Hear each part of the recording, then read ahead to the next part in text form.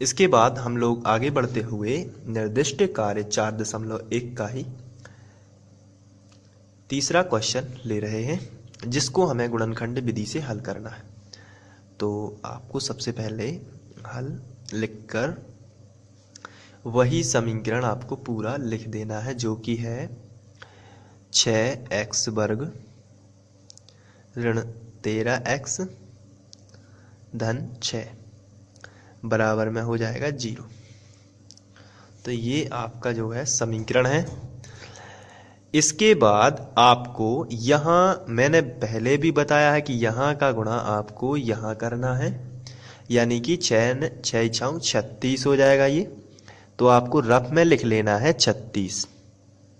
इसके बाद ऋण 13 जो बीच वाली संख्या होती है वो भी आपको यहाँ लिख लेना है, या आप डायरेक्ट अनुमान भी लगा सकते हैं यदि आप कैपेसिटी रखते हैं तो, नहीं तो आप यहाँ करके भी कर सकते हैं। अब आपको ऐसी दो संख्याएं चुनना है कोई भी मन से जिनका गुणा 36 हो। तो कोई भी संख्या में खाली स्थान मानता हूं यदि पहले, तो जिनका गुणा कितना होना चाहिए 36, और जिनका जोड़ना घटाना होना चाहिए ऋण के 13। तो 36 की पॉसिबिलिटी कौन कौन में होती है? सबसे पहले तो होता है 12 तिया 36, होता है कि नहीं होता है? 12 तिया 36 होता है।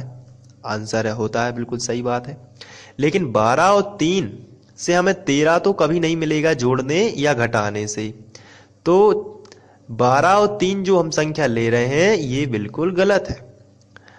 तो फिर और कौन में 36 होता है? तो आंसर है 9 चौके 36, इसमें तो होता है 36। तो फिर क्या ये 13 देंगी? आंसर है हाँ, क्योंकि हमें ऋण के 13 चाहिए, इसलिए हम ऋण के 9 और ऋण के कितने कर देंगे 4, तो हमें मिल जाएगा ऋण के 13। तो हमारी संख्याएं हुई ऋण के 9 और ऋण के 4। तो चलिए हम यहाँ लिखते हैं। तो 6x वर्ग ऋण के 9x, कोई भी आगे पीछे आप लिख सकते हैं, और ऋण ही के कितने चाहिए 4x, और धन 6 बराबर में आपका आ जाएगा 0। अब यहाँ से कॉमन निकालिए, यहाँ से तो यहाँ 6 है, यहाँ 9 है, तो मिनिमम 3 तो यहाँ से कॉमन आ ही जाएगा। साथ में x यहाँ है, x यहाँ है, तो x भी कम से कम कॉमन आएगा। तो 3 का भाग 6 में गया, 3 दूनी 6, साथ में 2 की घात लगी हुई है, 1 निकाल लिया तो 1 तो बच गया। -3 तिरके 9, तो 3 बार ये चला गया, x तो कॉमन था ही तो ये निकल जाएगा। यहाँ माइनस लगा है तो माइनस कॉमन देखना है आपको कि ये माइनस कॉमन आ रहा है, इसलिए आपको पहले ही अपने दिमाग में एक बात रखनी है कि जो कोष्टक बनेगा उसके अंदर का चिन्ह बदलेगा। साथ में 4 है तो 4 तो कॉमन निकाल नहीं सकते हैं, क्योंकि यहाँ 6 है तो 4 का भाग नहीं जाएगा, तो 2 से तो चला जाएगा, क्योंकि 2 दूनी 4 होता है और 2 तीन 6 होता है। तो हम कम से कम 2 तो निकाल सकते हैं, लेकिन हम और x नहीं निकाल सकते क्योंकि इसके पास तो x है नहीं, तो हम 2 ही निकाल लेते हैं बस। तो 2 का भाग 4 में जाएगा, 2 दूनी 4, तो यहाँ से कॉमन जो आ रहा है तो 2 दूनी 4, x बचेगा क्योंकि x कॉमन नहीं गया है, प्लस का हो जाएगा माइनस क्योंकि माइनस कॉमन है, और 2 तीन 6, तो यहाँ ये बराबर में आएगा 0। और आपको देखना, जनरली आपको दिमाग में रखना कि ये वाला कोष्टक और ये वाला कोष्टक बिल्कुल समान होना चाहिए, नहीं तो आपका क्वेश्चन गलत हो गया है कहीं। चलिए आगे बढ़ते हैं। अभी हमारे कोष्टक तो समान है, मतलब सवाल सही जा रहा है। तो इसके बाद हम लोग आगे लिखेंगे, यहाँ 2 ब्रैकेट एक से हैं तो हम यहाँ उभयनिष्ठ लेंगे, दोनों में से किसी एक को लिख देना है और जो बचा है उसको लिख देना है। बच रहा है 3x ऋण 2 बराबर में 0। अब इसके बराबर 0 ले लेना है एक बार, और इसके बराबर भी 0 लेना है, बस इसको सॉल्व कर देते हैं इस तरीके से। तो 2x ऋण 3 बराबर 0, या 3x ऋण 2 बराबर 0।